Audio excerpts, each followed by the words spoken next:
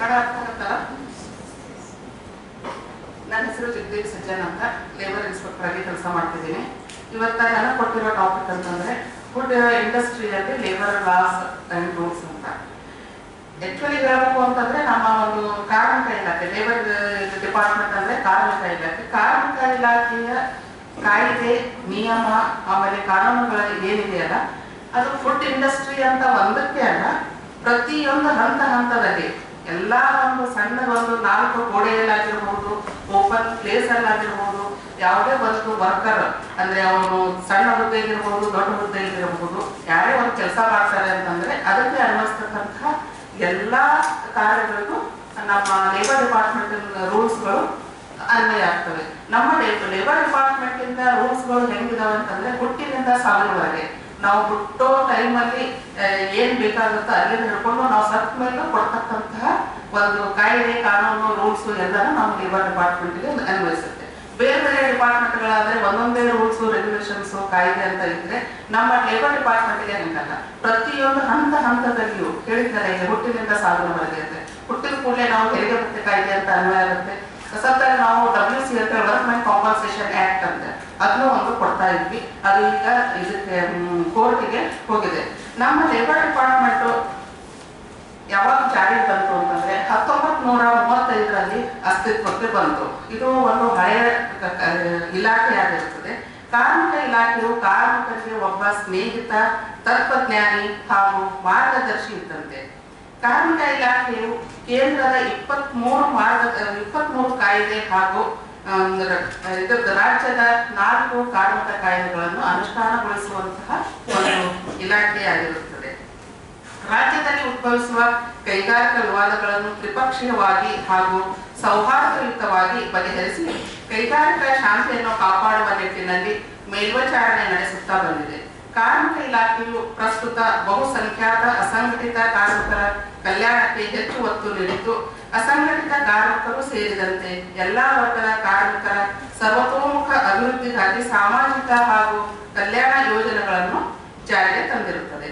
ನಮ್ಮ ಒಂದು ಈ ಇಲಾಖೆಯಿಂದ ಪ್ರತಿಯೊಂದು ಹಂತದಲ್ಲಿಯೂ ಕಾರ್ಮಿಕರಿಗೆ ಸಂಬಂಧಪಟ್ಟಂತೆ ರೂಲ್ಸ್ ಆಗಿರ್ಬೋದು, ರೆಗ್ಯುಲೇಷನ್ಸ್ ಆಗಿರ್ಬೋದು, ಹಾಗೆ ಒಂದೊಂದು ಇಂಡಸ್ಟ್ರಿ ನಡೆಸಬೇಕಾದ್ರೆ ಏನೇನೋ ರೂಲ್ಸು, ರೆಗ್ಯುಲೇಷನ್ಸು ಫಾಲೋ ಮಾಡಬೇಕು ಅನ್ನೋದನ್ನ ನಮ್ಮ ಇಲಾಖೆಯು ಅನುಷ್ಠಾನಗೊಳಿಸುತ್ತದೆ.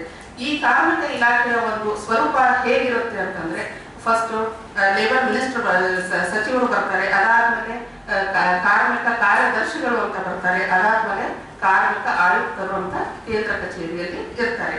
ಅದಲ್ಲದೆ ಅವರ ಅಂಡರ್ನಲ್ಲಿ ADLC, JLC, ಆಮೇಲೆ DLC ಅಂತ ಅಂಕಿಅಂಶ ಸ್ಟೇಟ್ ಲೆವೆಲ್ ಅಲ್ಲಿ ಸ್ಟ್ಯಾಟಿಸ್ಟಿಕ್ಸ್ ಅನ್ನು ನೋಡ್ಕೊಳ್ತಾರೆ. ಆಮೇಲೆ ಇಂಡಸ್ಟ್ರಿಯಲ್ ಡಿಸ್ಪ್ಯೂಟ್ ಆಕ್ಟ್ ಅನ್ನು ನೋಡ್ಕೊಳ್ತಕ್ಕಂಥ ಒಬ್ರು JLC ಅನ್ನು ನೋಡಿಸ್ಕೊತಾ ಇರ್ತಾರೆ.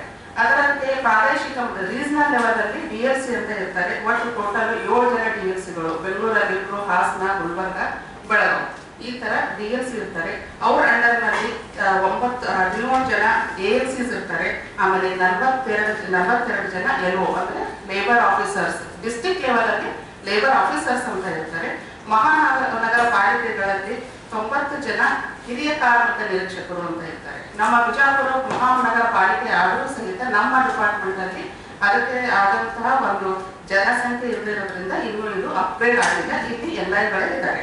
144 ಜನ ಇಡೀ ಕರ್ನಾಟಕದಲ್ಲಿ ಲೇಬರ್ ಇನ್ಸ್ಪೆಕ್ಟರ್ಸ್ ಅಂದ್ರೆ ಕಾರ್ಮಿಕ ನಿರೀಕ್ಷಕರು ಅಂತ ಇರ್ತಾರೆ. ಕಾರ್ಮಿಕ ನಿರೀಕ್ಷಕರು ಅಂತ ಕೆಳಗಿನ ಮಟ್ಟದಿಂದ ಹಿಡ್ಕೊಂಡು ಮೇಲಿನ ಮಟ್ಟದವರೆಗೂ ಯಾವ ಕಾಯ್ದೆಗಳನ್ನು ನಾವು ಅನುಷ್ಠಾನಗೊಳ್ಳಬೇಕು ಎಲ್ಲಾನು ಇನ್ಸ್ಪೆಕ್ಟರ್ ಇಂದಾನೆ ಆಗೋದು.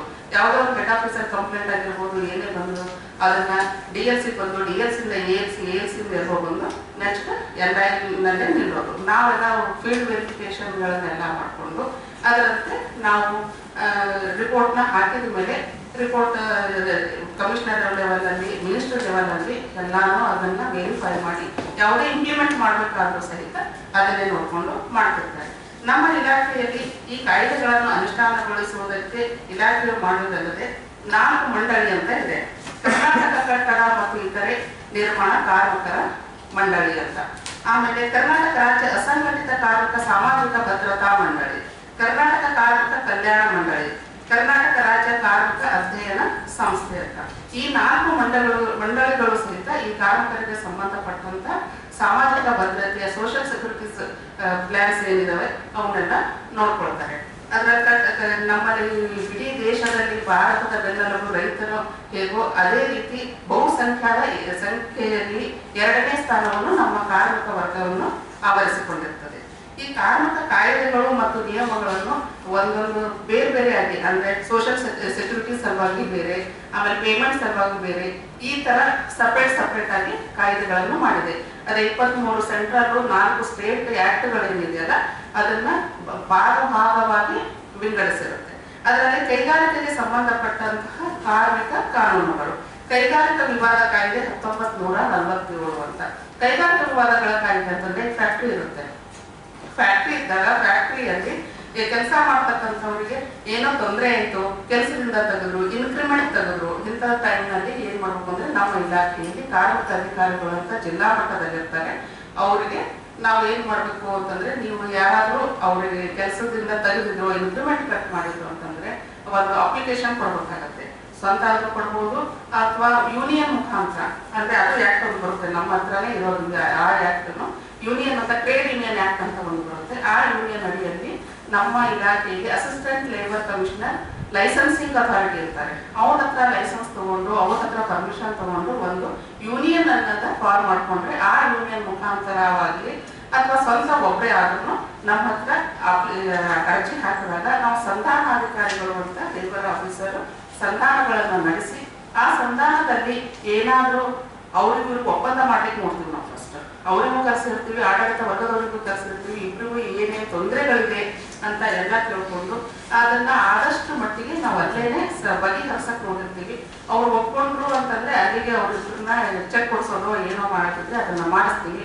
ಅವ್ರು ಒಪ್ಕೊಳ್ಳಿಲ್ಲ ಅಂತಂದ್ರೆ ಈ ಸಂಧಾನ ಸಭೆಯು ವಿಫಲತೆಯಲ್ಲಿ ಪೂರ್ಣಗೊಂಡಿರುತ್ತದೆ ಅಂತ ಒಂದು ರಿಪೋರ್ಟ್ ಹಾಕಿ ನಾವು ಗೌರ್ಮೆಂಟಿಗೆ ಕಳಿಸ್ತೀವಿ. ಗೌರ್ಮೆಂಟಿಗೆ ಕಳಿಸಿದಾಗ ಒಂದು ಕಾಪಿ ಗೌರ್ಮೆಂಟಿಗೆ ಕಳಿಸ್ತೀವಿ, ಒಂದು ಕಾಪಿ ಹೆಡ್ ಆಫೀಸಿಗೆ ಕಳಿಸ್ತೀವಿ. ಗೌರ್ಮೆಂಟ್ ಇಂದ ಇದು ಪ್ರಾಪರ್ ಚಾನಲ್.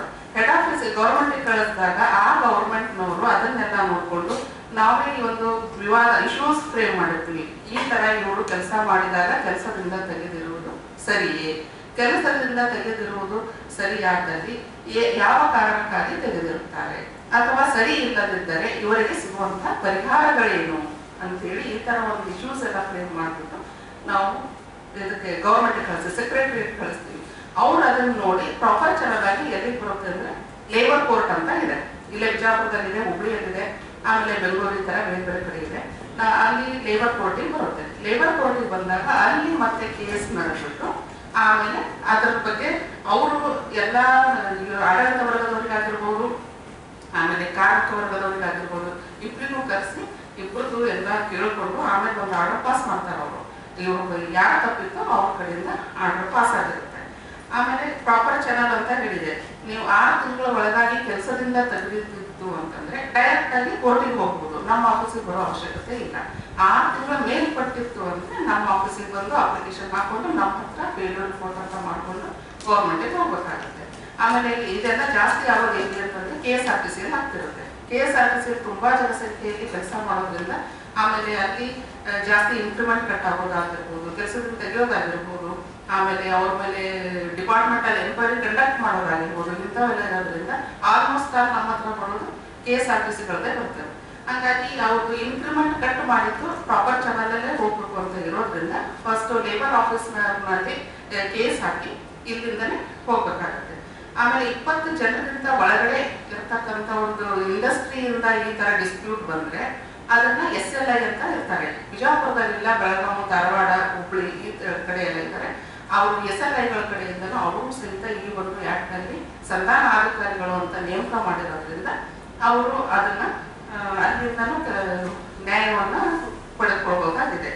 ಅದಲ್ಲದೆ ಅದೇ ಹೇಳಿದ್ನಲ್ಲ ಟ್ರೇಡ್ ಯೂನಿಯನ್ ಆಕ್ಟ್ ಅಂತ. ಟ್ರೇಡ್ ಯೂನಿಯನ್ ಆಕ್ಟ್ 1926 ಕರ್ನಾಟಕ ಕಾರ್ಮಿಕ ಸಂಘಗಳ ನಿಯಮ 1958 ಫಸ್ಟ್ ಆಕ್ಟ್ ಫ್ರೇಮ್ ಆಗುತ್ತೆ.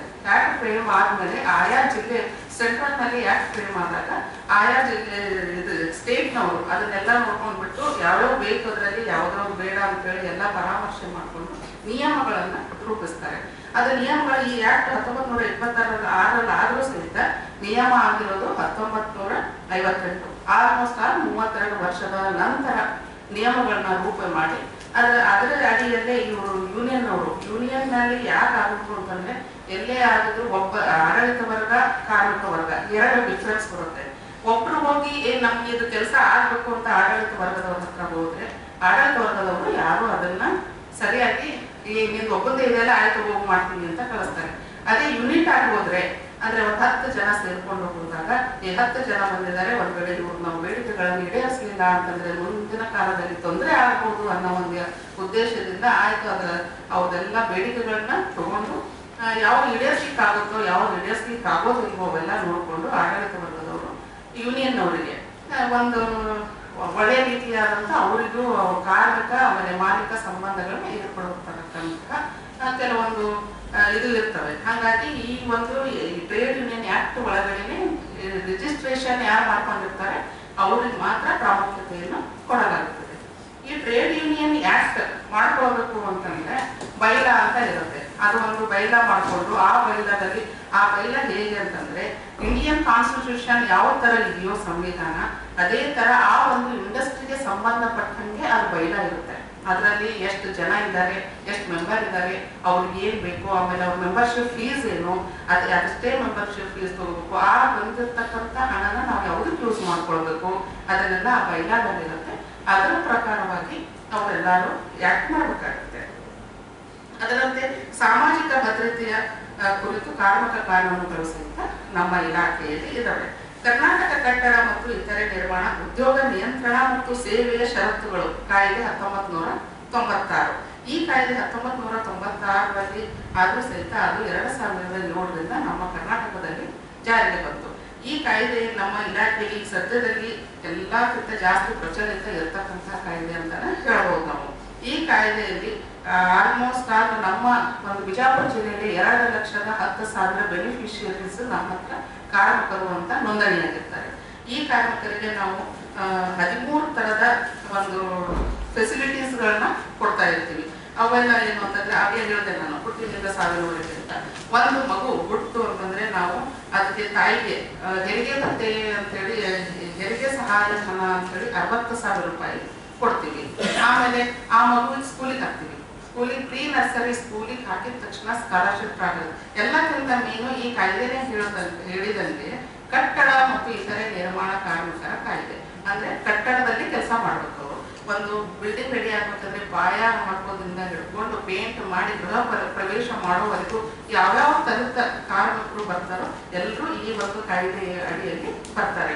ಪ್ಲಂಬರ್ ಆಗಿರ್ಬೋದು, ಪರಿಶಿ ಹಾಕೋರ್ ಆಗಿರ್ಬೋದು, ಪೇಂಟರ್ ಆಗಿರ್ಬೋದು, ಆಮೇಲೆ ಕಾರ್ಪೆಂಟರ್ ಆಗಿರ್ಬೋದು, ಈ ತರದ ಎಲ್ಲಾ ಕಾರ್ಮಿಕರು ಬರ್ತಾರೆ. ಅವರು ವರ್ಷದಲ್ಲಿ 90 ದಿವಸಕ್ಕಿಂತ ಕಡಿಮೆ ಕೆಲಸ ಮಾಡಿರಬಾರ್ದು. 90 ಡೇಸ್ ಕೆಲಸ ಮಾಡ್ತಿರ್ತಕ್ಕಂಥ ಉದ್ಯೋಗ ಪ್ರಮಾಣ ಪತ್ರ, ಯಾರ ಕಡೆ ಕೆಲಸ ಮಾಡ್ತಾರೆ ಆ ಪ್ರಮಾಣ ಪತ್ರ ಅದನ್ನೆಲ್ಲ ಹಾಕಿ ಆನ್ಲೈನ್ ನಲ್ಲಿ ಹಾಕಿ ಒಂದು ನಮ್ಮ ಹತ್ರ ನೋಂದಣಿ ಪ್ರಮಾಣ ಪತ್ರ ಫಲಾನುಭವಿಯ ಲೇಬರ್ ಕಾರ್ಡ್ ಅಂತ ತಗೋಬೇಕು.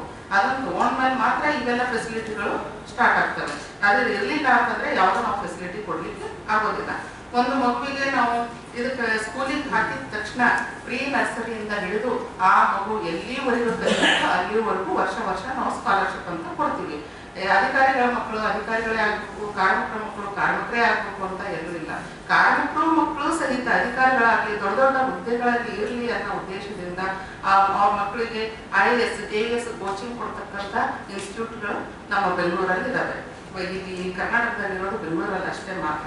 ಅದಾದ್ಮೇಲೆ ಒಂದು ಪೈಲಟ್ ರೆಡಿ ಮಾಡ್ಬೇಕಂದ್ರೆ ಸಾಕಷ್ಟು ದುಡ್ಡಾಗುತ್ತೆ. ಅದಕ್ಕೆಲ್ಲ ಟ್ರೈನಿಂಗ್ ಕೊಡಿಸ್ಬೇಕು, ಅದೆಲ್ಲ ಮಾಡ್ಬೇಕು ಅಂತ. ಆದ್ರೆ ಆ ಮಕ್ಕಳು ಸಹಿತ ಕಾರ್ಮಿಕ ಮಕ್ಕಳಿಗೆ ಅದೆಲ್ಲ ಮಾಡ್ಕೊಳ್ಳಿಕ್ಕೆ ಸಾಧ್ಯ ಆಗೋದಿಲ್ಲ. ಆದ್ದರಿಂದ ಅವ್ರ ಮಕ್ಕಳಿಗಿಂತ ಒಂದು ದೊಡ್ಡ ದೊಡ್ಡ ಹುದ್ದೆಯಲ್ಲಿ ಇರಲಿ ಅನ್ನೋ ಉದ್ದೇಶದಿಂದ ನಾವು ಕಾಲ್ ಮಾಡಿದಾಗ ಇಡೀ ಕರ್ನಾಟಕದಲ್ಲಿ ನಾವು ಸಿಂದಗಿಯಲ್ಲಿ ಇರ್ತಕ್ಕಂಥ ಇಬ್ರು ಹುಡುಗರು ಅದನ್ನ ಮತ್ತೆ ನಾವು ಹಂಗೆ ಕೊಡೋದಿಲ್ಲ. ಮತ್ತೆ ಅಲ್ಲಿ ಹೋಗಿ ಸ್ಥಳ ಪರಿಶೀಲನೆ ಮಾಡ್ತೀವಿ. ನಿಜವಾಗ್ಲೂ ಇವ್ರು ಕಾರ್ಮಿಕರು ಅದಾರೋ ಏನು ಎಲ್ಲ ಅಂತ ನೋಡ್ಬೇಕಾಗುತ್ತೆ. ನಮ್ಮೇಲೂ ಅಷ್ಟೇ ಬರ್ಡನ್ ಇರುತ್ತೆ. ಅಂತ ಟೈಮ್ನ ನೋಡಿದಾಗ ಒಂದು ಹುಡುಗ ಟೈಲರ್ ಮಗ ಇದ್ದ, ಇನ್ನೊಬ್ಬ ಕಾರ್ಮಿಕರ ಮಗ ಇದ್ದ, ನಿಜವಾಗ್ಲೂ ಕಾರ್ಮಿಕರ ಮಗ ಇರೋದ್ರಿಂದ ಆ ಹುಡುಗ ಟ್ರೈನಿಂಗ್ ಇನ್ಸ್ಟಿಟ್ಯೂಟಿಗೆ ನಾವು ಕಳಿಸಿದ್ವಿ. ಇದೇ ನಮ್ಮ ಸಿಂದಗಿಯಲ್ಲಿ ಬಿಜಾಪುರ ಜಿಲ್ಲೆಯಿಂದ ಸಿಂದಗಿ ಹುಡುಗ ಒಬ್ಬ ಸೆಲೆಕ್ಟ್ ಆಗಿದ್ದಾನೆ. ಅದಾದ ನಂತರ ಈಗ ಸ್ಕೂಲ್ ಆಯ್ತು. ಆಮೇಲೆ ಮುಂದೆ ಮಕ್ಕಳು ಮದುವೆ ಮಾಡಬೇಕು ಅಂತಂದಾಗ ಫಲಾನುಭವಿ ಮದುವೆ ಆಗದೆ ಇರ್ತಕ್ಕಂಥ ಫಲಾನುಭವಿ ಇದ್ರೆ ಅವನಿಗೆ 60,000 ರೂಪಾಯಿ ಮದುವೆ ಆಗಿದೆ ಅಂತೇಳಿ ಸಬ್ ರಿಜಿಸ್ಟರ್ ಆಫೀಸಲ್ಲಿ ಅವನು ರಿಜಿಸ್ಟ್ರೇಷನ್ ಮಾಡ್ಕೊಂಡಿರ್ಬೇಕು ಫಸ್ಟ್. ಅದನ್ನೆಲ್ಲ ನಮ್ದು ಏನು ರೆಕಾರ್ಡ್ ಬೇಕಾಗುತ್ತೆ ಎಲ್ಲ ಫುಲ್ಫಿಲ್ ಆದಮೇಲೆ ಅವನಿಗೆ 60,000 ರೂಪಾಯಿ ನಾವು ಅವ್ರ ಒಂದು ಅಕೌಂಟಿಗೆ DBT ಮುಖಾಂತರ, ಇದು ಯಾವುದು ಕ್ಯಾಶ್ ಇಲ್ಲ ಅಥವಾ ನಮ್ಮ ಆಫೀಸಿಂದ ಅದೆಲ್ಲ ಆನ್ಲೈನೇ ಇರೋದು. ಆಮೇಲೆ ಡೈರೆಕ್ಟ್ ಆಗಿ ಹೆಡ್ ಆಫೀಸಿಂದ ಅವ್ರ ಅಕೌಂಟ್ಗೆ DBT ಮುಖಾಂತರ ಜಮಾ ಆಗೋದು. ಆಮೇಲೆ ಫಲಾನುಭವಿಯ 2 ಮಕ್ಕಳಿಗೆ ಈ ಎಜುಕೇಶನ್ ಸ್ಕಾಲರ್ಶಿಪ್ ಸಿಗೋದಾದ್ರೂ ಫಲಾನುಭವಿಗಳ 2 ಮಕ್ಕಳಿಗೆ ಸಿಗೋದು. ಆಮೇಲೆ ಮದುವೆ ಧನ ಸಹಾಯ ಅಂತ ಏನಿದೆಯಲ್ಲ, ಮದುವೆ ಧನ ಸಹಾಯ ಸಹಿತ 2 ಫಲಾನುಭವಿಯ 2 ಮಕ್ಕಳಿಗೆ ಸಿಗುತ್ತೆ. ಅದಲ್ಲದೆ ವೈದ್ಯಕೀಯ ಧನ ಸಹಾಯ ಅಂತ ನಮ್ಮ ಹತ್ರ ಬಂದಿದೆ. ಈಗ ಆರೋಗ್ಯ ಯಾರಿಗಾದ್ರೂ ಕೆಡಬಹುದು, ಅವ್ರಿಗೆ ಅಂತ ಅದಕ್ಕೆ ಏನೂ ಇಲ್ಲ. ಅದನ್ನ ಅವರು ಎಂಪೆನಲ್ಮೆಂಟ್ ಆಫೀಸ್, ಇದು ಹಾಸ್ಪಿಟಲ್ಸ್ ಅಂತ ಇರುತ್ತೆ. ನಮ್ಮ ಒಂದು ಕಟ್ಟಡ ಕಾರ್ಮಿಕ ಮಂಡಳಿಯಿಂದ ಒಂದು ಲಿಸ್ಟ್ ಔಟ್ ಮಾಡಿದ್ದೀವಿ. ಆ ಲಿಸ್ಟ್ ಅಲ್ಲಿ ಆ ಹಾಸ್ಪಿಟಲ್ ಹೆಸರು ಇದ್ರೆ ಮಾತ್ರ ಅಂತ ಹಾಸ್ಪಿಟಲ್ ಅಲ್ಲಿ ಏನು ಇವ್ರು ಟ್ರೀಟ್ಮೆಂಟ್ ತಗೊಂಡ್ರೆ, ಅವ್ರು ಆಪರೇಷನ್ ಮಾಡ್ಕೊಂಡಿದ್ದಾಗಿರ್ಬೋದು, ಆಮೇಲೆ ಇನ್ನೊಂದು ಪೇಷಂಟ್ ಅಂತ ಅಡ್ಮಿಟ್ ಆಗಿದ್ದಿರ್ಬೋದು, ಅದು ಅಷ್ಟು ನಾರ್ಮಲ್ ಆಗಿ ಸುಮ್ಮನೆ ಹೋಗಿ ಒಂದು 4-5 ದಿವಸ ಅಡ್ಮಿಟ್ ಆಗಿ ತೋರ್ಸ್ಕೊಂಡು ಬಂದಿದ್ರೆ ಒಂದು ದಿನಕ್ಕೆ 200 ರೂಪಾಯಿ ಅಂತ ಕೊಡ್ತೀವಿ. ಆಮೇಲೆ ಆಪರೇಷನ್ ಅದೆಲ್ಲ ಆದಾಗ ಅವರೆಷ್ಟು ಬಿಲ್ ಖರ್ಚು ಮಾಡಿರ್ತಾರೋ ಎಲ್ಲಾ ಬಿಲ್ ನಮಗೆ ಕೊಟ್ಟಾಗ ನಾವು ಹೆಡ್ ಆಫೀಸಿಗೆ ಕಳಿಸಿ CGHS ರೇಟ್ ಅಂತ ಇರುತ್ತೆ. ಆ ರೇಟ್ ಪ್ರಕಾರ ಗೌರ್ಮೆಂಟ್ ಫಿಕ್ಸ್ ಮಾಡಿದಂತಹ ರೇಟ್ ಏನಿರುತ್ತೆ ಅದನ್ನೆಲ್ಲ ಕ್ಯಾಲ್ಕುಲೇಷನ್ ಮಾಡಿಕೊಂಡು ಆ ಫಲಾನುಭವಿಗಳೇ ರೀಅಂಬರ್ಸ್ಮೆಂಟ್ ಮಾಡುವಂತಹ ಒಂದು ಸೌಲಭ್ಯ ಸಹಿತ ಈ ಕಾಯ್ದೆಯಲ್ಲಿ ಇರುತ್ತೆ. ಅದಲ್ಲದೆ ಅಪಘಾತ ಪರಿಹಾರ ಅಂತ, ಈಗ ಕೆಲಸಕ್ಕೆ ಹೋಗೋ ಹೊತ್ನಾಗ ಆಗಿರ್ಬೋದು, ಬರೋ ಹೊತ್ನಾಗ ಆಗಿರ್ಬೋದು, ಕೆಲಸಗಳಲ್ಲಿ ಇರ್ಬೋದು ಆಗಿರ್ಬೋದು, ಆ ಒಂದು ಕಾರ್ಡ್ ಇದ್ದಂಥವನಿಗೆ ಆಕ್ಸಿಡೆಂಟ್ ಆಗಿ ಡೆತ್ ಆಗಿದ್ರೆ ಅವನಿಗೆ ಅದು FIR ಆಗಿರ್ಬೇಕು. ಅದೆಲ್ಲಾನು ನಾವು ನೋಡ್ಕೊಂಡ್ಬಿಟ್ಟು 5 ಲಕ್ಷ ಪರಿಹಾರನ ನಾವು ಅವರ ವಾರಸುದಾರರು ಯಾರು ಇರ್ತಾರೋ ಅವ್ರಿಗೆ ಕೊಡ್ತೀವಿ. ಆಮೇಲೆ ನಾರ್ಮಲ್ ಡೆತ್, ಯಾವಾಗಾದ್ರೂ 18 ವರ್ಷದಿಂದ 60 ವರ್ಷದ ಒಳಗೆ ಇರ್ತಕ್ಕಂತಹ ಫಲಾನುಭವಿ ನಾರ್ಮಲ್ ಆಗಿ ಡೆತ್ ಆದರೂ ಸಹಿತ 71,000 ಮರಣ ಸಹಾಯಧನ, ಆಮೇಲೆ 4,000 ಮಣ್ಣಿನ ಖರ್ಚು ಅಂತೇಳಿ ಟೋಟಲ್ 75,000 ಸಹಿತ ಈ ಕಾಯ್ದೆಯಲ್ಲಿ ನಾವು ಫಲಾನುಭವಿಗೆ ಕೊಡ್ತೀವಿ. ಆಮೇಲೆ ಡೆತ್ ಬೆನಿಫಿಟ್, ಆಕ್ಸಿಡೆಂಟಲ್ ಡೆತ್, ಇನ್ನೊಂದು 60 ವರ್ಷ ಆದ್ಮೇಲೆ, ಅಂದ್ರೆ 60 ವರ್ಷದ ತನಕ ಎಲ್ಲಾದ್ರೂ ಕೈಕಾಲು ಗಟ್ಟಿರ್ತವೆ, ಎಲ್ಲರೂ ಕೆಲಸ ಮಾಡ್ತಾರೆ. ಬಟ್ 60 ವರ್ಷ ಆದ್ಮೇಲೆ ಏನಾಗುತ್ತೆ ಅಂತಂದ್ರೆ, ಯಾರಿಗೂ 60 ವರ್ಷ ಗೌರ್ಮೆಂಟ್ ಸರ್ವೆಂಟ್ಗೂ ರಿಟೈರ್ಮೆಂಟ್, ಎಲ್ಲರಿಗೂ ರಿಟೈರ್ಮೆಂಟ್. ಹಾಗಾಗಿ ಕಾರ್ಮಿಕರು ಸಹಿತ ಆ ಟೈಮ್ನಲ್ಲಿ ಒಂದು ರಿಟೈರ್ಮೆಂಟ್ ತಗೋಬೇಕು ಅನ್ನೋ ಉದ್ದೇಶದಿಂದ 60 ವರ್ಷ ಆದ್ಮೇಲೆ ನಾವು 3,000 ರೂಪಾಯಿ ಅವರಿಗೆ ಪೆನ್ಷನ್ ಅಂತ ಕೊಡ್ತೀವಿ. 60 ವರ್ಷ ಆದ್ಮೇಲೆ ಪೆನ್ಷನ್ ಸ್ಟಾರ್ಟ್ ಆಗುತ್ತೆ 3,000 ರೂಪಾಯಿ. ಇನ್ ಕೇಸ್ ಅವ್ರ ಡೆತ್ ಆದ್ಮೇಲೆ ಅವ್ರ ಫಲಾನುಭವಿಯ ವಾರಸುದಾರರು ಯಾರಿರ್ತಾರೋ ಅವರಿಗೆ ಹಾಫ್ ಅಂದ್ರೆ 1,500 ರೂಪಾಯಿ ಪೆನ್ಷನ್ ಸಹಿತ ಈ ಒಂದು ಕಾಯ್ದೆಯಲ್ಲಿ ಕೊಡ್ತೀವಿ. ಆಮೇಲೆ ತಾಯಿ ಮಗು ಸಹಾಯ ಹಸ್ತ ಅಂತ ಒಂದಿದೆ. ಅಂದ್ರೆ ಡೆಲಿವರಿ ಆದ್ಮೇಲೆ 2 ಮಕ್ಕಳಿಗೆ 6 ವರ್ಷ ಆಗೋವರೆಗೂ ಪ್ರತಿ ವರ್ಷ 6,000 ರೂಪಾಯಿ ಅಂತ ತಾಯಿ ಮಗು ಸಹಾಯ ಹಸ್ತ ಅನ್ನೋಂಥ ಒಂದು ಅಮೌಂಟ್ಸ್ ಅವರಿಗೆ ನಾವು ಕೊಡ್ತೀವಿ. ಆ ಪ್ರಮುಖ ವೈದ್ಯಕೀಯ ಸಹಾಯಧನ ಅಂತ ಸಾಕಷ್ಟು ಇದೆ. ಹೃದ್ರೋಗ, ಕಿಡ್ನಿ ಜೋಡಣೆ, ಕ್ಯಾನ್ಸರ್, ಶಸ್ತ್ರಚಿಕಿತ್ಸೆ, ಕಣ್ಣಿನ ಶಸ್ತ್ರಚಿಕಿತ್ಸೆ, ಪಾರ್ಶ್ವವಾಯು, ಮೂಳೆ ಶಸ್ತ್ರಚಿಕಿತ್ಸೆ, ಗರ್ಭಕೋಶ ಶಸ್ತ್ರಚಿಕಿತ್ಸೆ, ಅಸ್ತಮಾ ಚಿಕಿತ್ಸೆ, ಗರ್ಭಪಾತ ಪ್ರಕರಣಗಳು, ಹೀಗೆ ಹಲವಾರು ನಮ್ದೊಂದು ಏನು ಲಿಸ್ಟ್ ಇದೆ. ಅದರ ಪ್ರಕಾರ ಒಂದು ಅವ್ರಿಗೆ ಏನಾದ್ರು ತೊಂದರೆ ಆಗಂತ ಸಂದರ್ಭದಲ್ಲಿ ಪ್ರಮುಖ ವೈದ್ಯಕೀಯ ಧನ ಸಹಾಯ ಅಂತ ಸಹಿತ ನಾವು ಕೊಡ್ತೀವಿ. ಇದಲ್ಲದೆ ಟೂಲ್ ಕಿಟ್ ಸೌಲಭ್ಯ. ಈ ಟೂಲ್ ಕಿಟ್ ಯಾಕೆ ಕೊಡ್ತೀವಿ ಅಂತಂದ್ರೆ, ಒಬ್ಬ ಮೇಸ್ತ್ರಿ ಅಂತ ಹೇಳ್ತೀವಲ್ಲ, ಅವನ ಹತ್ರ ಕೆಲ್ಸಕ್ಕೆ ಹೋಗ್ತಿರ್ತಾರೆ. ಹೋಗಿ ಅವರು ಒಂದು 5 ವರ್ಷ 6 ವರ್ಷ ಆದ್ಮೇಲೆ ಅದು ಅವನಿಗೆ ಹೆಲ್ಪರ್ ಅಂತ ಕೆಲ್ಸಕ್ಕೆ ಸೇರ್ಕೊಂಡು ಆಮೇಲೆ ಕಲ್ತು ಅವನು ಒಬ್ಬ ದೊಡ್ಡ ಮೇಸ್ತ್ರಿನೇ ಆಗಿರ್ತಾನೆ. ಬಟ್ ಅವ್ನು ಸ್ವಂತ ಮಾಡ್ಬೇಕು ಅಂತಂದಾಗ ಅವನ ಹತ್ರ ಟೂಲ್ ಕಿಟ್ ಇರೋದಿಲ್ಲ. ಟೂಲ್ ಕಿಟ್ ತಗೊಳ್ಬೇಕು ಅಂತಂದ್ರೆ ದುಡ್ಡು ಇರೋದಿಲ್ಲ. ಅಂತ ಟೈಮಲ್ಲಿ ಅವನು ಜೀವನ ಪರ್ಯಂತ ಅವನು ಹೆಲ್ಪರ್ ಆಗಿ ಕೆಲಸ ಮಾಡ್ತಕ್ಕಂಥ ಒಂದು ಸಂದರ್ಭ ಇರುತ್ತೆ. ಆ ಟೈಮ್ ಹಂಗ ಆಗಬಾರ್ದು ಅನ್ನೋ ಒಂದೇ ಉದ್ದೇಶದಿಂದ ಈ ದುಡ್ಡು ಕೊಟ್ರೆ ಅವರು ಕೆಲಸ ಮಾಡೋರು ಬೆಳಿಗ್ಗೆಯಿಂದ ಸಾಯಂಕಾಲವರೆಗೂ ದುಡಿತಾರೆ, ಸಾಯಂಕಾಲವರೆಗೂ ಎಲ್ಲ ಖರ್ಚು ಮಾಡ್ತಾರೆ, ಅವ್ರಿಗೆ ಸೇವಿಂಗು ಮಾಡಕ್ ಆಗೋದಿಲ್ಲ, ಏನು ತಗೊಳಕ್ ಆಗೋದಿಲ್ಲ ಅನ್ನುವಂತ ಒಂದು ಉದ್ದೇಶದಿಂದ ಟೂಲ್ ಕಿಟ್ ಅಂತೇಳಿ ಒಂದು ಇದು ಮಾಡಿದ್ವಿ. ಟ್ರೈನಿಂಗ್ ಕೊಟ್ಟು ವಿತ್ ಟೂಲ್ ಕಿಟ್ ಕೊಡ್ತೀವಿ. ಟೂಲ್ ಕಿಟ್ ಕೊಟ್ಟು ಅವ್ರಿಗೆ 1 ತಿಂಗಳು ಟ್ರೈನಿಂಗ್ ಕೊಟ್ಟು ಯಾವ ಕೆಲಸ ಯಾವ ತರ ಮಾಡಬೇಕು ಅಂತ ಟ್ರೈನಿಂಗು ಕೊಡೋದಂತೆ ಟೂಲ್ ಕಿಟ್ ಸಾಕಷ್ಟು ಟೂಲ್ ಕಿಟ್ ಕೊಡ್ತೀವಿ. ನಾವು ಇವನ್ ಕೋವಿಡ್ನಿಂದ ಹಿಡಿದು ಸ್ಟಾರ್ಟ್ ಮಾಡಿದವ್ರು ಇದುವರೆಗೂ ಮುಗಿಸಿಲ್ಲ. ತಿಂಗಳದ 10 ದಿವಸ ಆದ್ರೂ ನಾವು ಟೂಲ್ ಕಿಟ್ ಹಂಚ್ತಾನೇ ಇರ್ತೀವಿ. ಕೋವಿಡ್ನಲ್ಲಿ 85,000 ಜನರಿಗೆ ನಾವೆಲ್ಲರೂ ಫುಡ್ ಕೊಟ್ವಿ.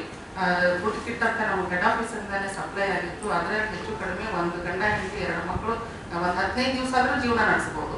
ಅಷ್ಟು ಫುಡ್ ಕಿಟ್ ಬಂದಿದ್ವು. ಎಲ್ಲ ಫುಡ್ ಇರ್ತಕ್ಕಂಥದ್ದು ಅದನ್ನೆಲ್ಲರಿಗೂ ಹಂಚಿದ್ವಿ.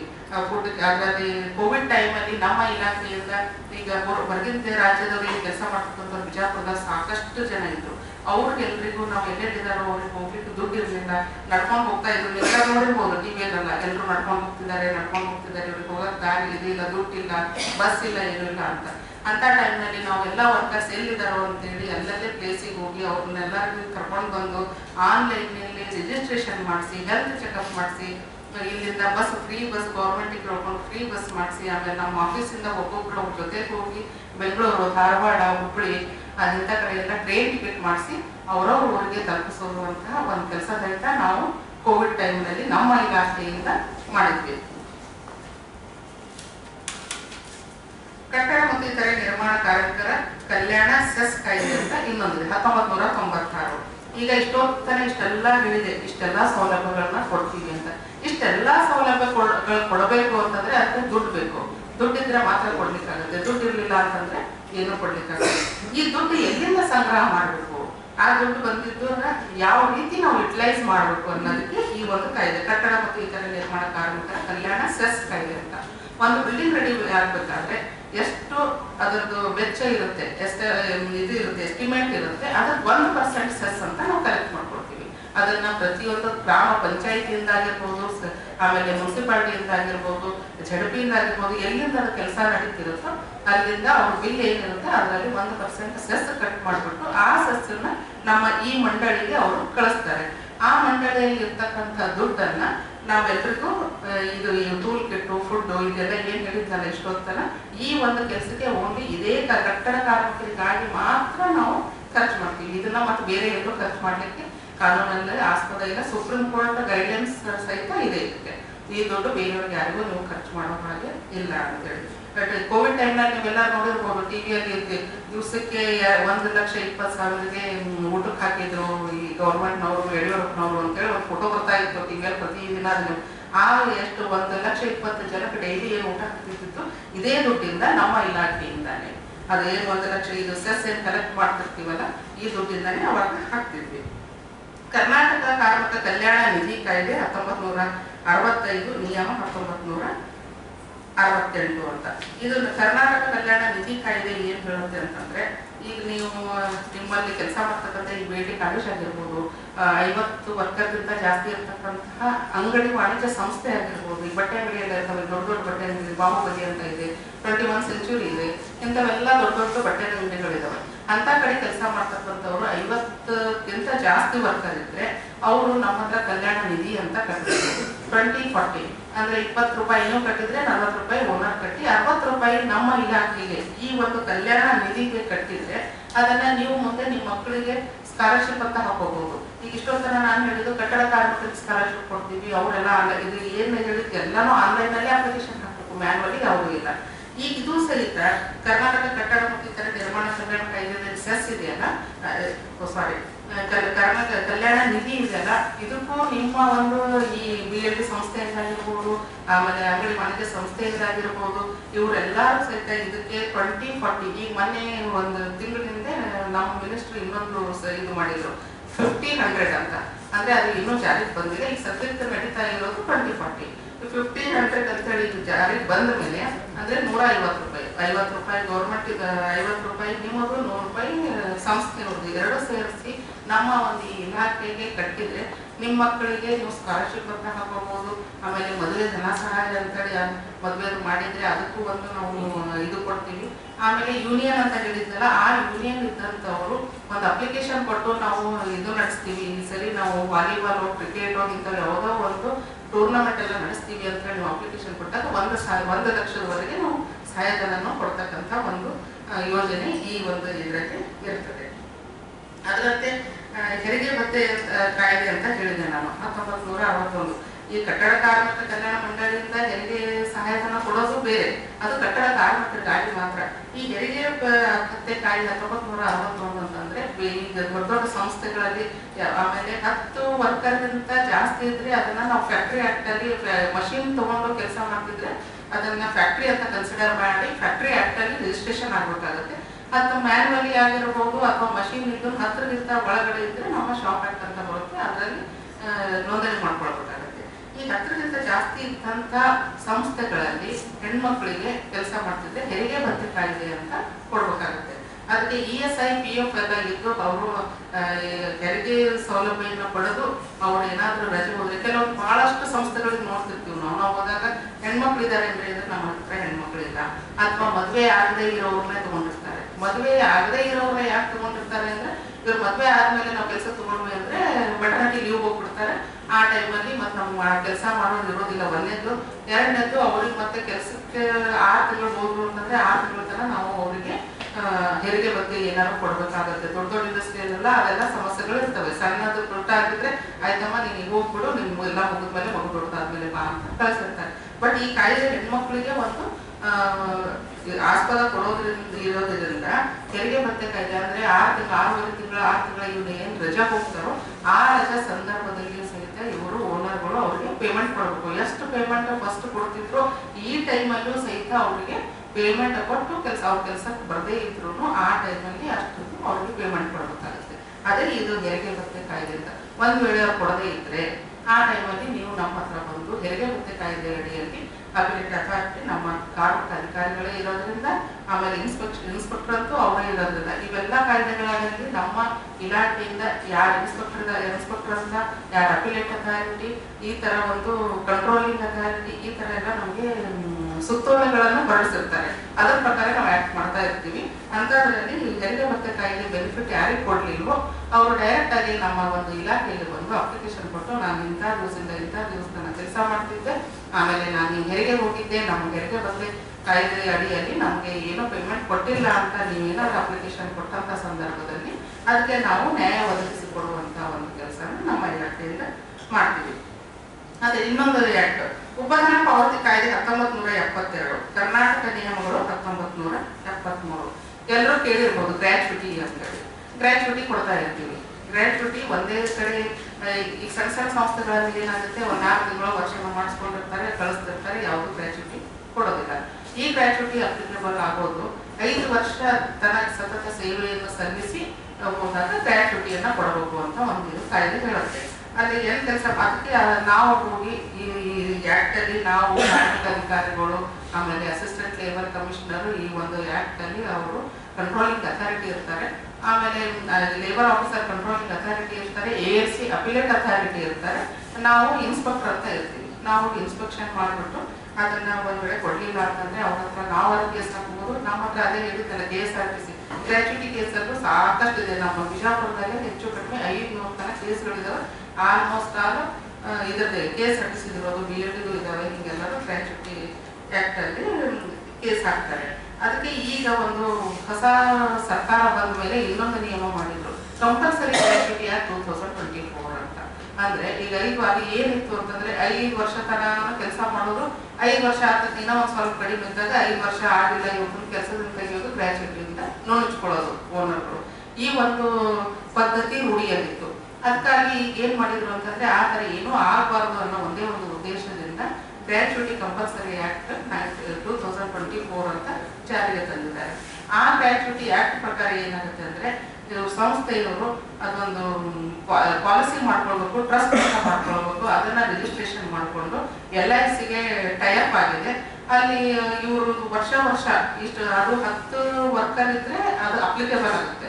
10ಕ್ಕಿಂತ ಜಾಸ್ತಿ ಇರಬೇಕು, 10ಕ್ಕಿಂತ ಕಡಿಮೆ ಇದ್ರೆ ಅಂದ್ರೆ 12 ತಿಂಗಳಲ್ಲಿ ಒಂದೇ ಒಂದು ದಿವಸ 10 ಜನ ವರ್ಕರ್ ಇದ್ರು ಸಹಿತ ಈ ಒಂದು ಆಕ್ಟ್ ಅಪ್ಲಿಕೇಬಲ್ ಆಗುತ್ತೆ.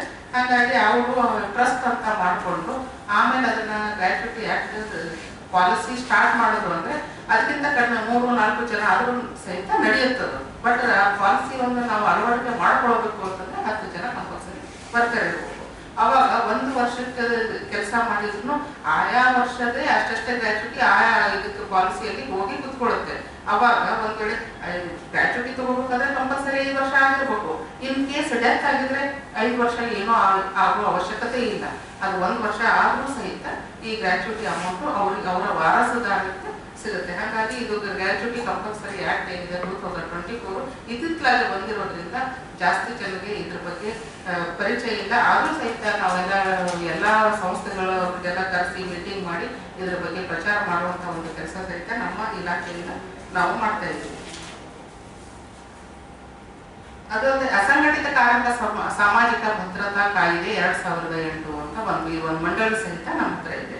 ಈ ಅಸಂಘಟಿತ ಕಾರ್ಮಿಕ ಕಾಯ್ದೆ ಅಂತ ಏನಿದೆಯಲ್ಲ, ಈ ಈ ನಮ್ಮ ದೇಶದಲ್ಲಿ ರೈತರು ಫಸ್ಟ್, ಎಲ್ಲಕ್ಕಿಂತ ಫಸ್ಟ್ ಇರುವಂತ ವರ್ಗ ರೈತ ವರ್ಗ ಆದ್ರೆ ಕಾರ್ಮಿಕ ವರ್ಗ 2ನೇ ಸ್ಥಾನದಲ್ಲಿದೆ. ಈ ಸಂಘಟಿತರು ಅಸಂಘಟಿತರು ಅಂತ ಎರಡು ಬರುತ್ತೆ. ಸಂಘಟಿತರಂತ ಯಾರಿಗೆ ಅನ್ಬೇಕು, ಅಸಂಘಟಿತರು ಅಂತ ಯಾರಿಗೆ ಅನ್ಬೇಕು. ಸಂಘಟಿತರು ಅಂತಂದ್ರೆ ಅದಕ್ಕೊಂದು ಸಂಘಟನೆ ಅಂತ ಇರುತ್ತೆ. ಈ ಗವರ್ಮೆಂಟ್ ಸರ್ವೆಂಟ್ ಆಗಿರ್ಬೋದು, ಆಮೇಲೆ ESI PF ಇದ್ದಂಥವ್ರು ಆಗಿರ್ಬೋದು, ಇವರೆಲ್ಲ ಸಂಘಟಿತರದಾಗ ಕೊಡ್ತಾರೆ. ಉಳಿದಂಥವ್ರು ಎಲ್ಲರೂ ಈ ಉಳಿದ ವರ್ಗ ಏನಿದೆಯಲ್ಲ ಅದೆಲ್ಲ ಅಸಂಘಟಿತರದಲ್ಲಿ ಬರುತ್ತೆ. ಇದು ಕಟ್ಟಡ ಕಾರ್ಮಿಕ ಅಂತಂದ್ರೆ ಅದನ್ನಾಗಿರ್ಬೋದು, ಟೈಲರ್ ಆಗಿರ್ಬೋದು, ಮೆಕ್ಯಾನಿಕ್ಸ್ ಆಗಿರ್ಬೋದು, ಈಗ day by day daily wages ನಲ್ಲಿ ಕೆಲಸ ಮಾಡ್ತಕ್ಕಂಥವ್ರೆಲ್ಲರೂ ಅಸಂಘಟಿತರು ಅಂತ ಬರ್ತೀವಿ. ಅಂದ್ರೆ ಅವರಿಗೆ ಇವತ್ತು ಕೆಲಸ ಇದೆ, ನಾಳೆ ಕೆಲಸ ಇದೆಯೋ ಇಲ್ಲೋ ಅವ್ರಿಗೆ ಗೊತ್ತಿಲ್ಲ. ಇವತ್ತು ಹೋಗಿದ್ದೀವಿ ಕೆಲಸಕ್ಕೆ, ನಾಳೆ ಎಲ್ಲಿ ಹೋಗ್ಬೇಕು ಅನ್ನೋದು ಅವ್ರಿಗೆ ಗೊತ್ತಿಲ್ಲ. ಈಗ ನಾನಿದ್ದೀನಿ ಅಂತಂದ್ರೆ ಇವತ್ತು ಇಲ್ಲಿ ಬಂದಿದ್ರೆ ನಾಳೆ ನನಗೆ ಎಲ್ಲಿ ಹೋಗ್ಬೇಕು ಗೊತ್ತಿದೆ, ನನಗೆ ನಾಳೆ ಮತ್ತೆ ನಮ್ಮ ಆಫೀಸಿಗೆ ಹೋಗ್ಬೇಕು ನಾನು. ಬಟ್ ಅದೇ ಈ ಕೂಲಿ ಕೆಲಸ ಮಾಡ್ತಕ್ಕಂಥವ್ರಿಗೆ ಅವ್ರಿಗೆ ಯಾರಿಗೂ ಗೊತ್ತಿರೋದಿಲ್ಲ, ಇವತ್ತು ಸಿಕ್ಕಿದ್ ನಾಳೆ ಕೆಲಸ ಸಿಗುತ್ತೋ ಇಲ್ವೋ ಅನ್ನೋದು ಗೊತ್ತಿರೋದಿಲ್ಲ. ಅಂತ ಒಂದು ಇರೋದ್ರಿಂದ ಈ ನಮ್ಮ ಇಲಾಖೆಯಿಂದ ಅಸಂಘಟಿತ ಕಾರ್ಮಿಕ ಸಾಮಾಜಿಕ ಭದ್ರತೆ ಕಾಯ್ದೆ ಅಂತೇಳಿ ಇದು ಮಾಡಿದ್ರು. ಇದರಿಂದ ಈ ಒಂದು ಅಸಂಘಟಿತರು ಎಷ್ಟು ಜನ ಇದ್ದಾರೆ, ಅವ್ರಿಗೆ ಏನೇನು ಭದ್ರತೆಯನ್ನ ಕೊಡಬೇಕು ಅಂತ ಹೇಳಿ ಎಲ್ಲ ರೂಪಿಸುವಂತಹ ಕೆಲಸ ಈ ನಮ್ಮ ಅಸಂಘಟಿತ ಮಂಡಳಿ ಮಾಡುತ್ತೆ. ಈ ಅಸಂಘಟಿತರು ಅಂತಂದ್ರೆ ಯಾರು ಅಂತಂದಾಗ, ಟೈಲರ್ ನಮ್ಮ ಹತ್ರ ಇನ್ನೊಂದು ಅಸಂಘಟಿತರಲ್ಲಿ 11 ಜನರಿಗೆ ನಾವು ಫಸ್ಟ್ ಇದು ಮಾಡಿದ್ವಿ. ಈ ಇವ್ರಿಗೆ ಮಾತ್ರ ಅಸಂಘಟಿತರ ಅನ್ನಬೇಕು ಅಂತ. ಟೈಲರ್, ಹಮಾರು, ಚಿಂದಿಯಾಯವರು, ಆಮೇಲೆ ಮೆಕ್ಯಾನಿಕ್ರು, ಕುಂಬಾರು, ಕಂಬಾರು, ಇಂಥವ್ರು ಒಟ್ಟ ಕ್ಷೌರಿಕರು, ಅಗಸ್ರು, ಆಮೇಲೆ ಅಕ್ಕಸಾಲಿಕರು, ಇವ್ರನ್ನೆಲ್ಲರನ್ನು ಅಸಂಘಟಿತರು ಅಂತ ಹೇಳಿ ಮಾಡ್ಬಿಟ್ಟು ಅವ್ರಿಗೆ ಅಂಬೇಡ್ಕರ್ ಸಹಾಯ ಹಸ್ತ ಅಂತ ಒಂದು ಕಾರ್ಡ್ ಕೊಡ್ತಾ ಇದ್ವಿ ನಮ್ಮ ಆಫೀಸಿಂದ. ಅದನ್ನು ಮಾಡ್ಕೊಂಡಾಗ ಅದ್ರದ್ದು ಏನೂ ಫೆಸಿಲಿಟಿ ಇರಲಿಲ್ಲ.